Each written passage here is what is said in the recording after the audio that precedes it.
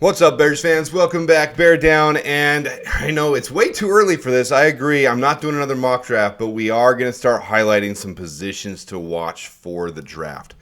As the college football season has come to an end, and as the Bears have clear needs, if you've missed my last couple videos, I'll link them in the description so you can see what I'm talking about. The clear and obvious number one choice for the Bears because of positional value, because of where they rank with the team needs, combined together is defensive tackle and edge. So I'm going to start with defensive tackle first. Then Monday Night Football happens. Then we have another week ahead of us. Hey, maybe I should hang on to hope. Maybe the Bears can run the table under interim coach Thomas Brown. Maybe the Packers can lose out. Maybe the Seahawks can lose just enough games for us to steal that 7th seed. 9-8 could squeak us in. Just look at the Packers. They did it last year. Maybe I should hold on. I'm not going to give you guys false hope. The Bears are not making the playoffs. But I am going to root for every single Bears win, including this week. So after this video, I'll turn my attention back to next week's game. I will focus on that. We'll head to San Francisco. We'll beat the Niners. We'll go from there. I have said after every loss, I'm going to do a mock draft. I'm also going to start doing a highlight video each week of players that I'm watching in college football. So this will be the first one of those. Had to slide me over to the right and get the little Bear Down logo moved over. All right, so in the other video, I showed this. I went over each positional group, where we stand with the Spotrac contracts. So these are the contracts the Bears hold with these players. This is 24. This is 25. So you can see we have Montez Sweat, DeMarcus Walker, Andrew Billings, Gervon Dexter, Zach Pickens, Dominique Robinson, and Austin Booker signed for next year. Daniel Hardy most likely will be signed even if he ends up on the practice squad because an ERFA means we basically own his contract and he hasn't accrued enough service time in the NFL to get more than a minimum. So we can give him the league minimum, which is going to be right around $1 million, and we can keep him on $1 million contract. If we put him down in the practice squad, it's not going to kill us. Chris Williams, we'd have to match his offer. I don't see us doing that. I don't even necessarily see us keeping Dominique Robinson or Zach Pickens if we can upgrade the position enough.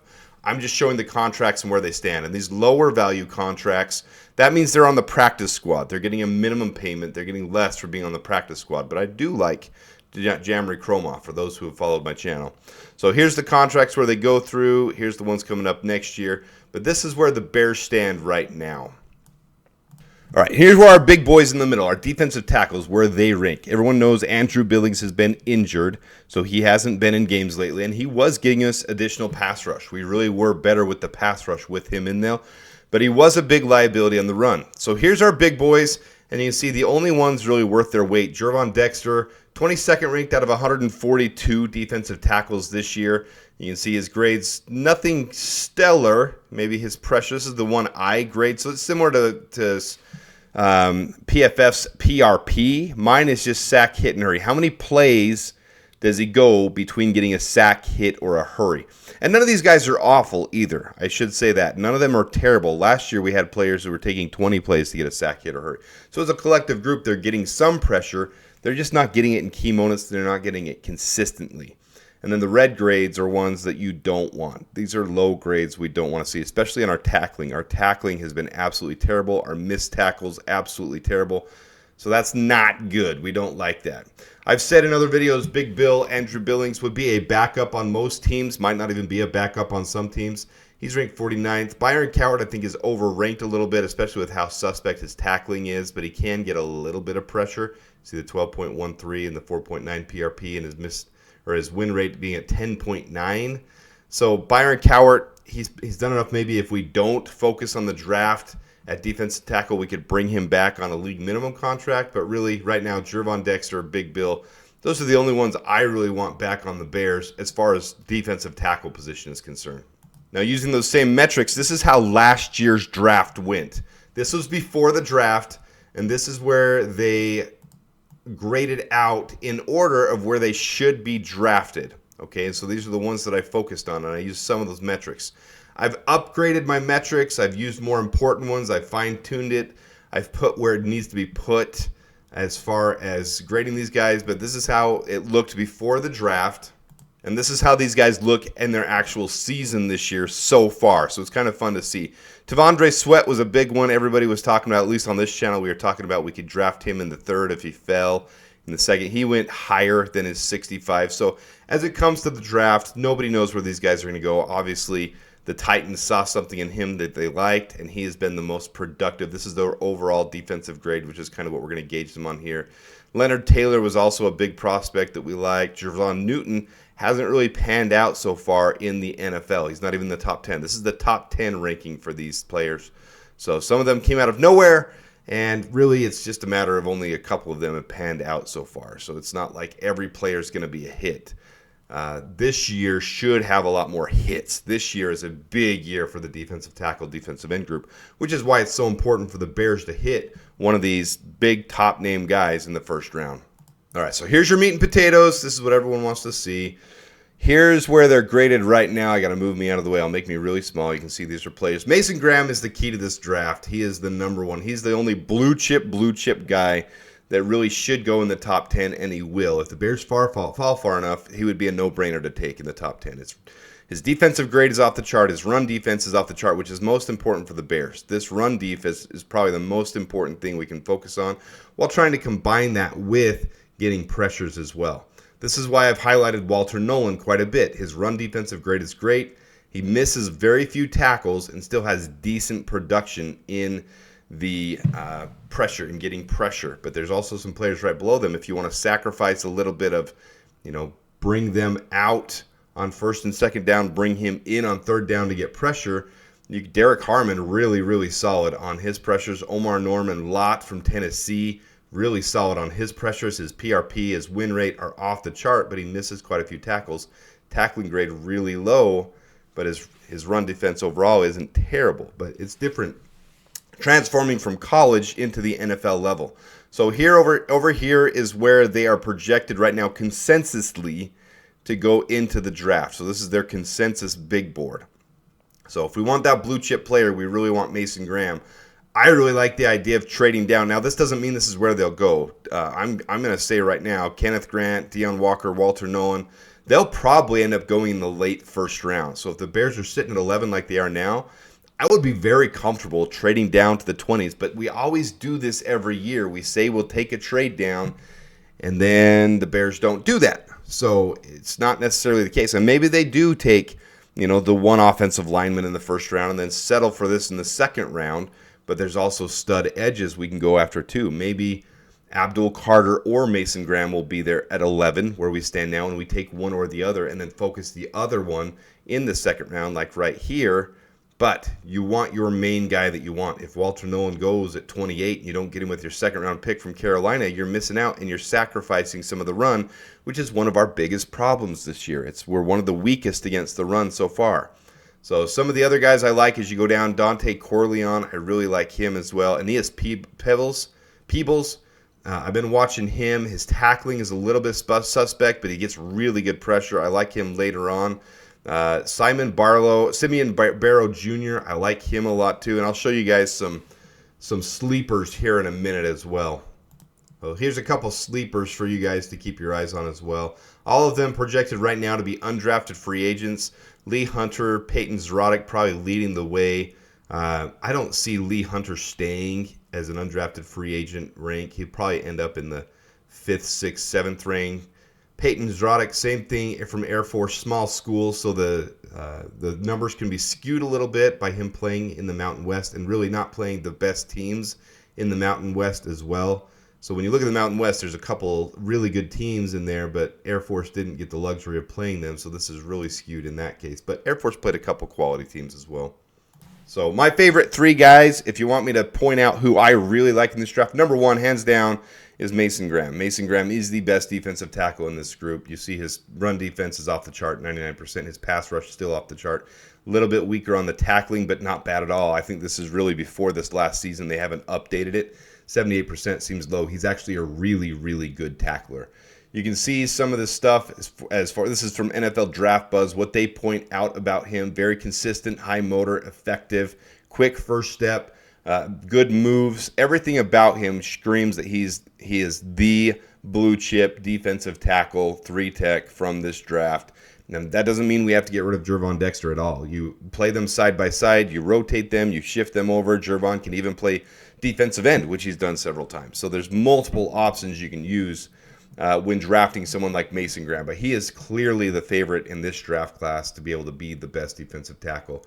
You can pause this if you want, read some of this stuff because it's all good with Mason Graham. He is clearly the number one. Projected right now to go somewhere around 7. I think he's going to go top 5. If the Bears somehow have him slip to them at 11, it's a gift. You take that, you run with it because he is clearly the best defensive lineman in this draft, at least defensive tackle. Next up, I've highlighted him in a couple of my mock drafts already. I really like Walter Nolen. I think he's the most realistic for us to get. Nose tackle, defensive tackle. He pairs up really nicely with Gervon Dexter as well. So I like Walter Nolen. Explosive, versatile, high motor, strong bull rush, excellent lateral agility. So really, I mean, read through this if you want to. Really, really solid prospect for Ole Miss. Very quick as well. 4.95, 40. Defensive grade up the chart. Low. This is actually too high. They're not separating it into run sets. He's around 4% missed tackle in run sets. 6 sacks, 30 pressures on 334 pass rush snaps. High run defense. Pass rush should be a little bit higher there too. I think they're kind of discounting him a little bit. Probably be in the 80s. And his tackling is really high as well. So I really like him. Played in the SEC, so he's played really, really high competition as well. So I like Walter Nolen a lot. He's probably my favorite as far as what I want the Bears to acquire. If they trade back into the 20s and pick him up, that would be my ideal situation. But if Abdul Carter is there at 11 or 12, I would absolutely take Abdul Carter and then maybe even trade up from the second round from Carolina and trade up to get Walter Nolen. I would be okay with that as well. And then my third one, if we end up going, say, edge, offensive line, different scenarios like that, is TJ Sanders from South Carolina. Also played very good competition. Very balanced attacker as well. Good at the pass rush, 29 pressures and 235 pass rush opportunities. 4 sacks this year, but overall 29 total pressures, 27 last year, and 5 sacks. 84% run defense, 85% pass rush. Really good agility, very quick off the step, high motor as well, versatile, impressive burst.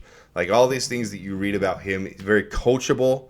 When you look right there, demonstrates good hand usage. So everything about TJ Sanders is someone that I would like to have on the Bears. So these are 3 players that I'm going to highlight. One would go in the early first. One could go late first and early second. The other one would probably go late second, early third as it stands right now. And I would be okay with any one of these guys. Obviously, one is more blue chip and will probably impact the team more day one, more of your Jalen Carter type of player. And one would be more of a Gervon Dexter. But we would have multiple options there in the draft. There's good defensive tackles to take in this draft. All right, and then lastly, a lot of people ask about free agents. So I'm going to go ahead and highlight a couple free agents that will be coming to the market this next year. And not necessarily that we should go after all of these guys. And recognize when you're looking at the red and the blue on these compared to the college athletes, it's a whole different game at the NFL level. So here's the Bears down here this year, and here are 4 players who are going to hit free agency. Bobby Brown, I like because of his age, especially he's only 24 years old. Levi Onwuzurike, I did a highlight on him last year. He's had a decent year since he went back to Detroit, 39th ranked. You can see Gervon Dexter's ranked 22nd, Andrew Billings ranked 49th. So I see Andrew Billings as a backup. I would really want to bring one of these guys in, unless you hit Milton Williams, which I don't think he's going to leave Philadelphia. I don't think he's gone from there, and he's young too. So I think he re-signs with Philadelphia. That's his picture right here. This is in order. Bobby Brown, Levi Onwuzurike with the Lions, Milton Williams with the Eagles, and B.J. Hill, who's getting older as well with the Bengals. Unless you hit on Milton Williams and you bring him in, you'd probably have to overpay for him, though. Then you really want to go defensive tackle early in this draft. If you do get Milton Williams, I can see us waiting till the second, waiting till the third round. So free agency does dictate a lot of what we do with the draft. And obviously it's going to be fun because we have a lot of cap space, over 80 million right now, probably 86 by the time you get rollover cap. I'll do a cap space video again. But by the time you get rollover cap, we'll probably have about $86 million. That's a lot of money to be able to spend, especially when we don't have a ton of huge contracts we need. I would like to see Keenan Allen. I'd like to see a value contract on Tevin Jenkins. After that, you still got $40 million to spend.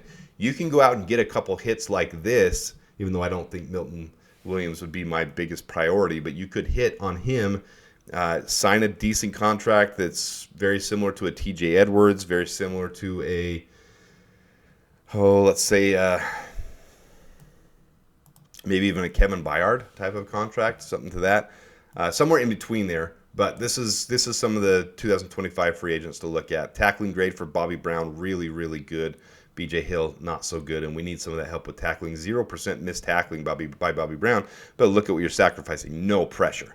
So if you're going to bring in one of those guys from the draft that's really good at getting pressure but lacks the tackling, you pair it up with a Bobby Brown. There's so many options as a GM what they can do in these situations, but these are some guys to look at. Win rate on Milton Williams is off the chart. Really, really good. PRP's not bad there at 7.3 in the NFL. Missed tackle needs to come down a little bit, but it's a little bit better than what the Bears are doing at missed tackle. Chris Williams has been a decent tackler, so he'd be very similar to Chris Williams, but a much better pass rusher than Chris Williams. So those are some of the free agents that are coming up in this next upcoming class.